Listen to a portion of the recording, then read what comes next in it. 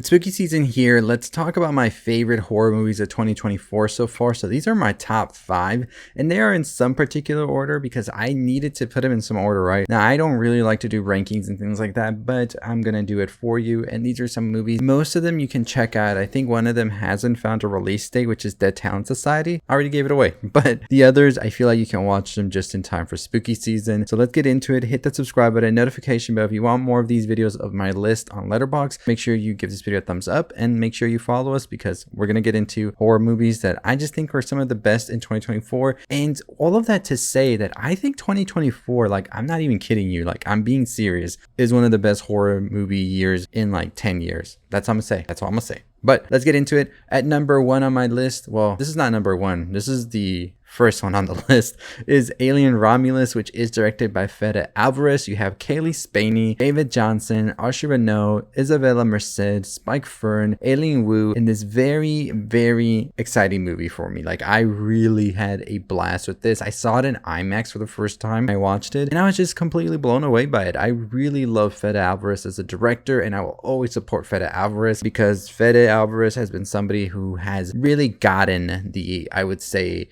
crux of these franchises, just as they did with Evil Dead, and they're able to do their own thing too, as we saw with Don't Breathe. Now with Alien Romulus, of course, there's always a big thing, right? Like, we have seen people get mad about certain aspects of the film. Totally agree with you. I definitely do think Fede should have done their own thing, but at the end of the day, this is a studio film, and with studio films, there's always some fuckery around, right? And I would definitely expect that there was definitely going to be something like that here, and it was. But I think by the third act, Fede showed us, like, you know what? I had to do all that, but now look at what I can actually do. So the fact that we are getting a sequel to this movie has me excited that the studio might have a bit more faith in Fede to deliver his own thing. But let's move on to the next one, which is Humanist Vampire Seeking Consenting Person. I won't say the full name because YouTube, I don't know, can be weird. This is directed by Ariane Louise Cease. I hope I'm pronouncing that right. And it has Sarah Montpetit as well as Felix Antoine Vernat starring in it. And this is a movie that I just completely fell in love with the first time I watched it. I want to watch it now again because I think it has those vibes to watch during spooky season. But you basically follow a young vampire that's too sensitive to kill, and she meets somebody who just wants to get off of this earth, if you know what I mean. So throughout this, you see their relationship really blossom into something special, and it's just a movie, I think, about the sense that we all have to long and also be part of something, and sometimes we don't feel like we're a part of that. And I think it's such a great movie that really represents those feelings. And if you're a fan of What We Do in the Shadows, this is definitely a movie I would really recommend to you. It has that same type of quirky offbeat humor that What We Do in the Shadows has, and also has vampires, of course. And I think that this is one of those movies that is going to be very special and could become a cult classic. Like, I feel like 10-15 years from now, kids then are going to look back at this one and be like, why did nobody really talk about this movie? Well, we're talking about it right now, y'all. We're talking about it right now. And I really love this movie. And I wish it got a little bit more of the appeal and traction, but hopefully in years to come it does. Now, next up on the list is going to be Osgood Perkins, my favorite movie. Like, I was just anticipating so much, and I love talking about this one. I made like 10 videos on Longlegs, I feel, right? Y'all, if y'all were here for the Longlegs saga during the summer, we went off. But this is Longlegs, which stars Micah Monroe, Nicolas Cage, Blair Cage. Is that a new name to wait to say it? Nicolas Cage, Blair Underwood, as well as, and the amazing Alicia Witt. Longlegs, directed by Osgood Perkins. This is a movie that I just love. I know a lot of people have some things about it to say, that they didn't like the way it was shot, the things that were framed, the story in itself, and some of the reveals. I'm okay with it. I loved it. I really do. I'm excited to see Osgood Perkins as well with the monkey and what he wants to do with that. But overall, I am a fan of Longlegs. I think it was such a great marketing they did for it. I feel like they could have done a little bit more, and I feel like it would have really hit, but I'm still okay with it. I loved it, and I'm excited to see what Osgood does next as well. So that's all I'll say. Next up on the list is going to be the film Dead Talent Society. I saw this film at Fantastic Fest, heard so many great things about it over at TIFF, and this is a film directed by John Shu, and basically you follow as ghosts try to become urban legends and sort of stay amongst the living, because if they don't, they kind of disappear forever. And that's all I'll say about this one. This one, oh my goodness, I was crying.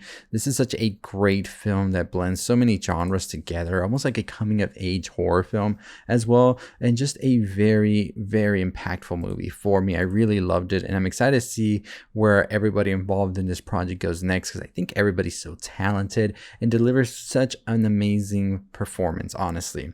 But at number one on my list is going to be The First Omen. I don't know what to tell you. Arkasha Stevenson is that director. I am most excited to see what they do next. The First Omen, which stars Nell Tiger-Free, was definitely one that really caught me off guard. Like, I don't know. Whenever I hear like they're doing a legacy sequel or a sequel, I'm a little bit hesitant, just like I was with Romulus. But I think Arkasha really nailed it so well here.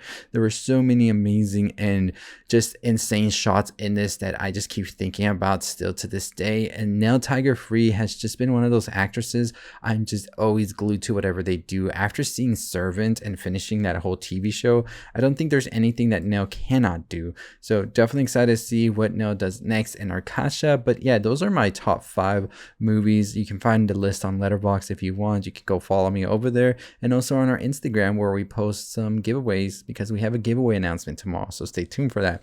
But let me know what you think about my list. Which movies should I watch? If you let me know in the comments below if you recommend any movies from 2024. I may have or may have not watched them, but I still would really love any like recommendations. Always looking to watch some horror, especially during Halloween. So if you have any of those recommendations, drop them down below. I'd like to know. But as always, that's going to do it for me. Follow us here. Make sure you subscribe. On the road to 35,000 subscribers, about 1,000 to go to that.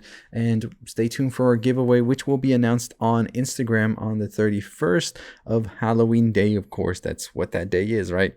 We will announce a giveaway that will run throughout the month of November, and it's going to be like a prize pack and all of that. So if you don't want to miss out on that, definitely don't miss out. The latest giveaway we did was for Alien Romulus digital codes, which we had 3 winners, and we're planning to do another giveaway in the coming month, so stay tuned.